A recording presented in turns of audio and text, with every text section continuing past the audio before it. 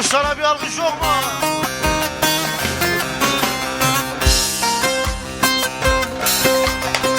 Bir anadan dünyaya gelen yolcu, bir anadan dünyaya gelen yolcu, gelince dünyaya gönül verdin mi?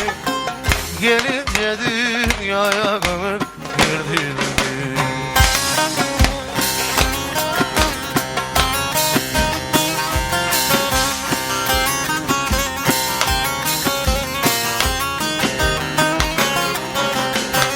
Kimi büyük, kimi böcek, kimi kurt, kimi büyük, kimi böcek, kimi kurt.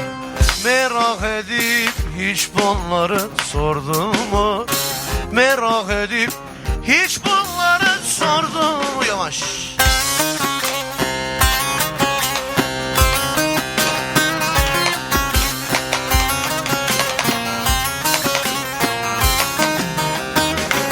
Alkışlara.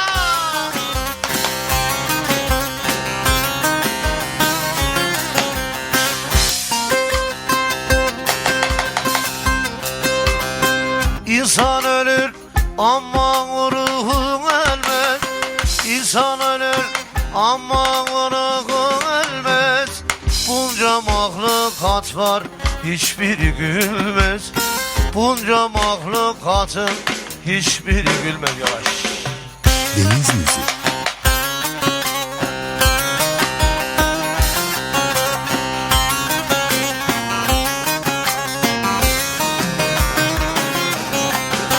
Cehennem azabı zordur çekilmek.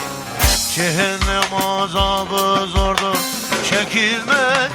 Azap çeken hayvanları gördün mü? Azap çeken hayvanları gördün mü? Yavaş.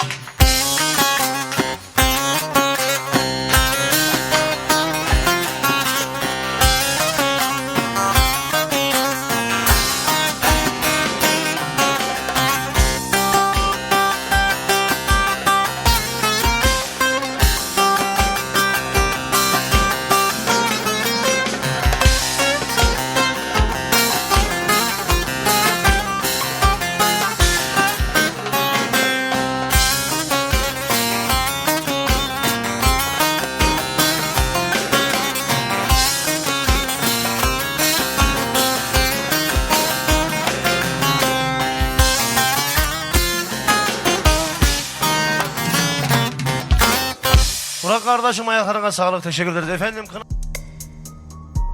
Deniz Müzik.